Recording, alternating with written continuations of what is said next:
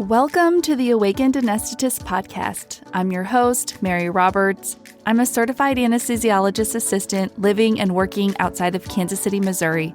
I created this podcast to give CAAs across the nation a place to come together and awaken to our profession's unique ability to create a life by design rather than default. That process can start by simply listening and engaging with this podcast. By doing so, you're already changing what's possible for CAAs, for you, for me, for all of us. I'm so thankful you're here. Let's jump into this episode and see what we can do together.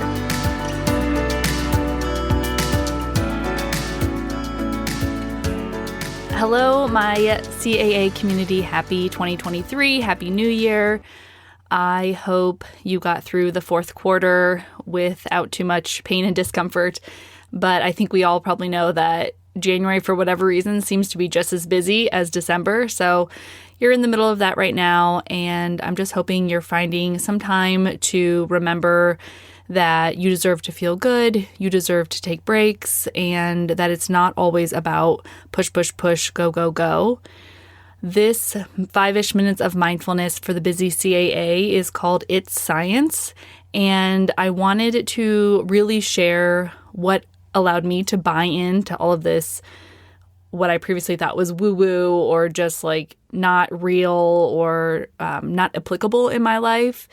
And I wanted to share the things that I've learned that have helped me, and then just a real simple breathing practice at the end. I will share that I came to mindfulness through therapy, actually. I finally got myself basically to a type of trauma therapy for a childhood trauma that had occurred when I was 7. It was called EMDR therapy, which is just basically a type of trauma therapy that activates both sides of your brain, both hemispheres, your right and your left. By doing different things, you can move your eyes back and forth. I held little buzzy vibrator things in each hand that would go off sequentially, my right, then my left, then my right, then my left. And it would allow your brain to unlock memories or images or feelings that you have suppressed. And it seemed like, okay, that is weird and maybe very uncomfortable for me. And then it worked. And I could go on and on explaining exactly that process and what that felt like. But basically, it healed something inside of me that I had been carrying around for 30 years that I never thought would be able to be healed.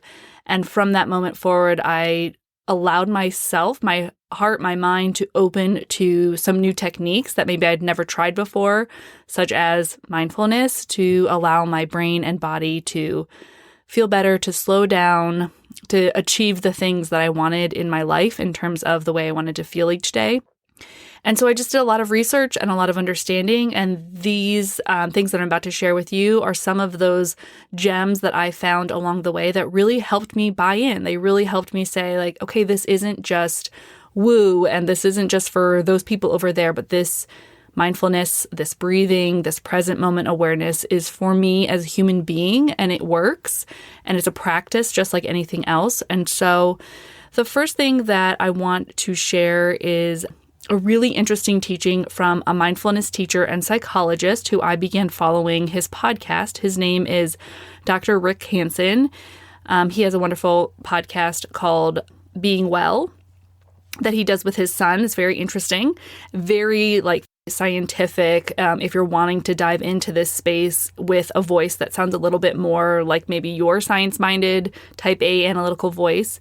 But he shared that everyone's trying to achieve this hour of sitting on a cushion type of mindfulness every day. And he was examining whether that was actually fruitful or the most beneficial.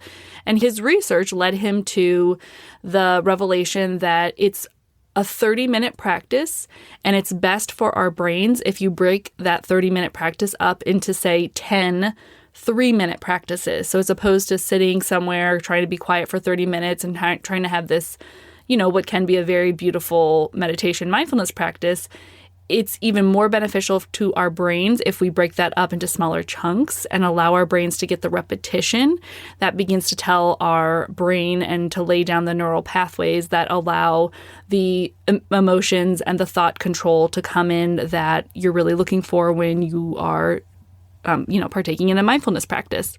The studies show that an 8-week consistent, not necessarily a long, remember, it could be 10 3-minute practices, but an 8-week consistent mindfulness practice can shrink our amygdala, which is the portion of our brain that is primarily responsible for our fear and emotions. It's our fear and emotion center. And then it can also thicken the prefrontal cortex, which is where our brains control our thoughts, control attention, where we experience cravings. And so those two parts of our brain, the prefrontal cortex and the amygdala, are directly affected by a consistent mindfulness practice. And all of this is to say that a little bit of practice, even 3 minutes or a few breaths of mindfulness at a time, can, over time, with consistent practice, impact your brain and your life for the better. And certainly that is what it's done in my life. Unfortunately, the science is still continuing to emerge. And I think because we're just in that blossoming, emerging state where the studies are becoming more reproducible and the sample sizes are getting larger, we are still combating a lot of doubt and discomfort in some medical circles. So it's important to remember that mindfulness is simply mind training.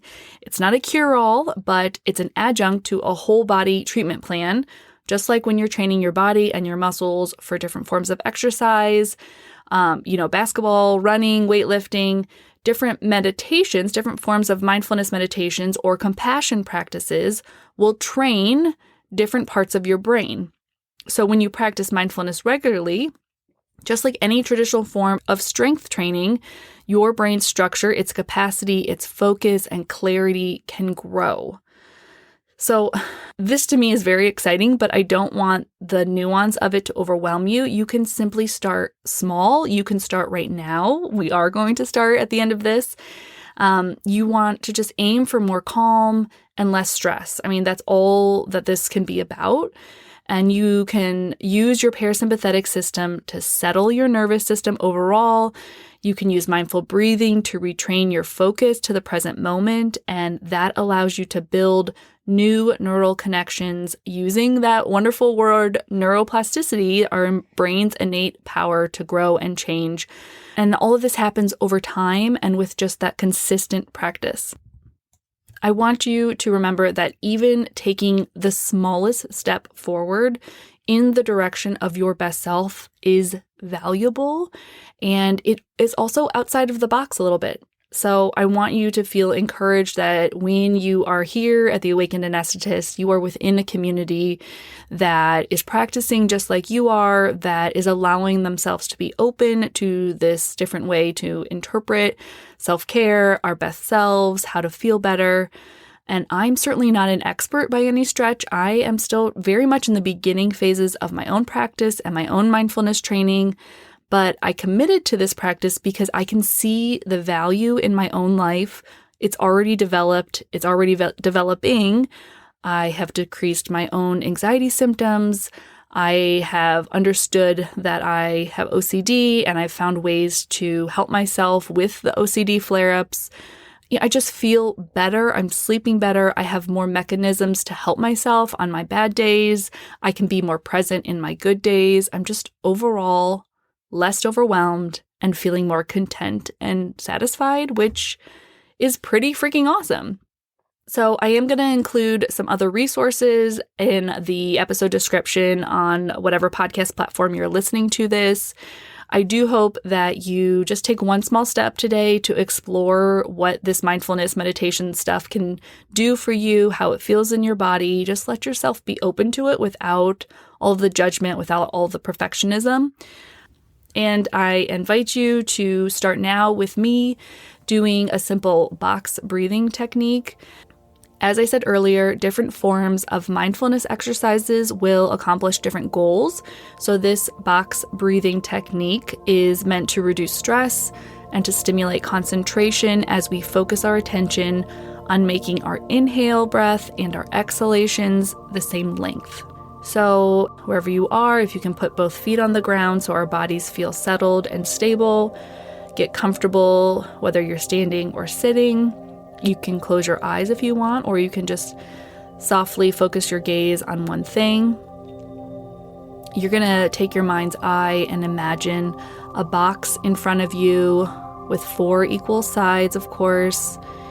And each side is going to be an inhale. So you're going to inhale up the left side.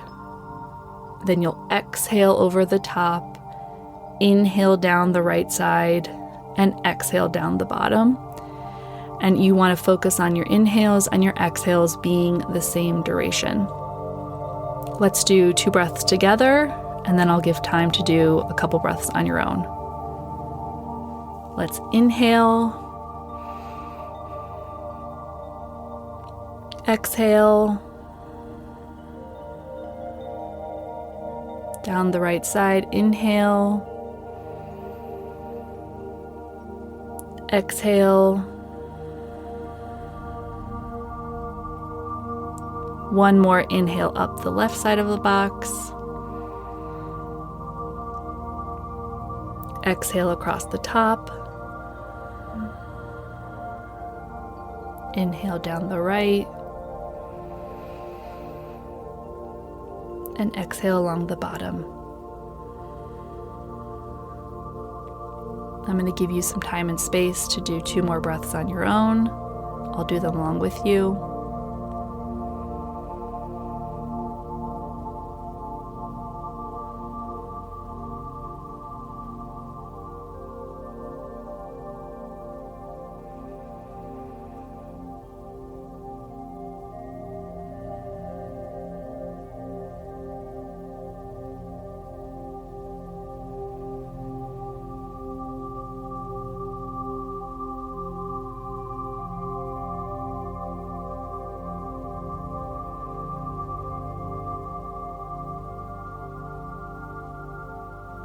As you finish your last exhalation, I just want you to stay still and quiet and just see what your body feels like right now.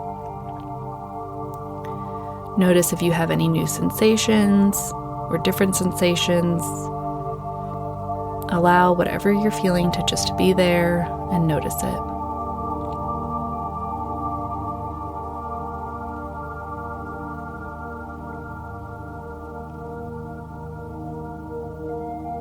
Congratulations on doing this first small step towards feeling better using mindfulness practices.